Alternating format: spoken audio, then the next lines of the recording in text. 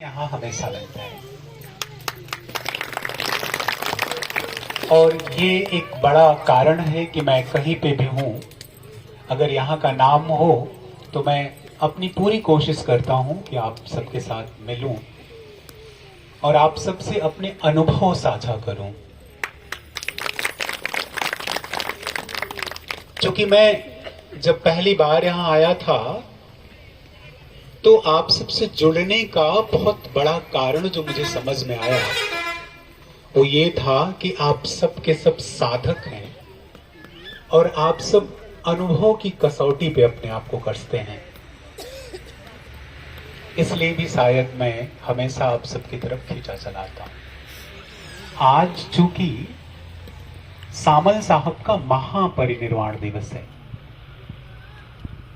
और यहां बैठा हर व्यक्ति,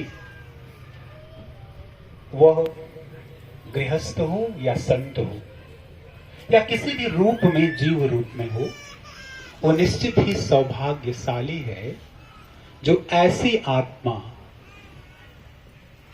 ऐसे गुरु या सद्गुरु की छांव में बैठा है जो शरीर रूप में तो शायद अभी हमारे साथ नहीं है, लेकिन उनकी ऊर्जा हम सब में, हम सबको छू रही है, हम सबके चारों तरफ इतना। और चूंकि उस ऊर्जा का संरक्षण राधा साहब ने आप सबके साथ मिलकर किया है, ये बहुत बड़ी उपलब्धि है। क्योंकि ऊर्जा का जो वर्तुल का मतलब उसका ऑरा जो बनता है, वह निश्चित ही, जैसे आप देखिए कभी कभी कहीं आग जल रही हो और आग के ताप का एक वर्तुल होता है ना, कि यहां तक उसकी तपन है। अगर आप तपन के बाहर हैं तो आग महसूस नहीं होती, लेकिन जैसे ही आप आग के पास जाते हैं आग की तपन महसूस होती है। इसी तरह से ऊर्जा तो पूरे ब्रह्मांड में उपस्थित है, लेकिन जब सद्गुरु और साधक संत उस ऊर्जा को अपनी साधना से एकत्रित करते हैं तो जगह विशेष हो जाती है। और यकीन मानिए, आप सब ग्रामीण के लोग जो भी यहाँ आसपास हैं बहुत सौभाग्यशाली हैं कि सामल साहब ने समाधि यहाँ लेना चुना, कि मुझे समाधि यहाँ लेनी है। और इसलिए भी सौभाग्यशाली हैं कि आप सबके बीच में राधा साहब हैं जो हर जगह से चुन चुन कर संतों को ले आती हैं, हर जगह से चुन चुन कर संतों को ले आते हैं और उनकी वाणी का प्रसाद, उनकी तपस्या का प्रसाद आप सबको मिलता है। उन्होंने हमको भी ढूंढा। निश्चित ही मेरा अपना भी कुछ कार्मिक रहा होगा, लेकिन ढूंढने का श्रेय राधा साहब को ही जाता है। और फिर जब मैं पहली बार आया, मुझे लग रहा है तब से शायद एक आध बार ऐसा हुआ हो जब किसी परिस्थिति के कारण ना आ पाया हूं, नहीं तो हर बार यहां आता हूं और जितनी बार आता हूं उतना उस ऊर्जा के करीब आता हूं। समस्त संत जो हमारे साथ मंच पर बैठे हैं, आप सब जो सामने बैठे हैं, कबीर साहब की एक साखी है कि कक्का केवल नाम है, बब्बा बीर शरीर, रर्रा सब में रम रहा, ताका नाम कबीर। अब आप देखें, सो आप सबको जो मेरे साथ मंच पर उपस्थित हैं, समस्त संत और समस्त साधक गृहस्थ, हर कोई जो मेरे सामने बैठा है, उसमें वो जो तत्व है कबीर, उसे मैं सत सत नमन करता हूं, बंदगी करता हूं।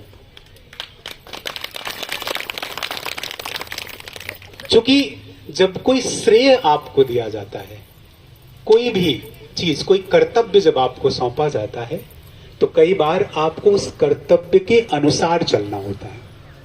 और अभी मुझे एक दायित्व दे दिया गया, और वो दायित्व क्या था कि मैं आप सबके साथ अपनी साधना की वो ऊर्जा कैसे साझा करूं।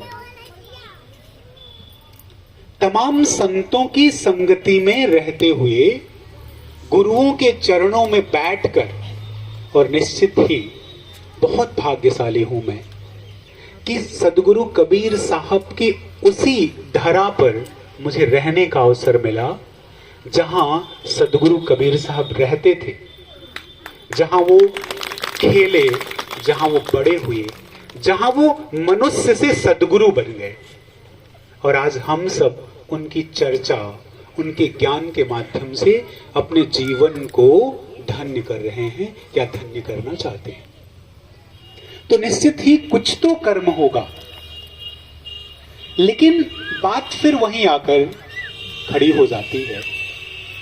काम है, क्रोध है, मद है, मत्सर है, लोभ है, हमारा जीवन है।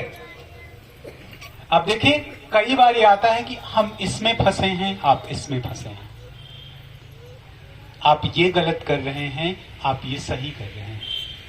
ये उचित नहीं है, ये अनुचित है।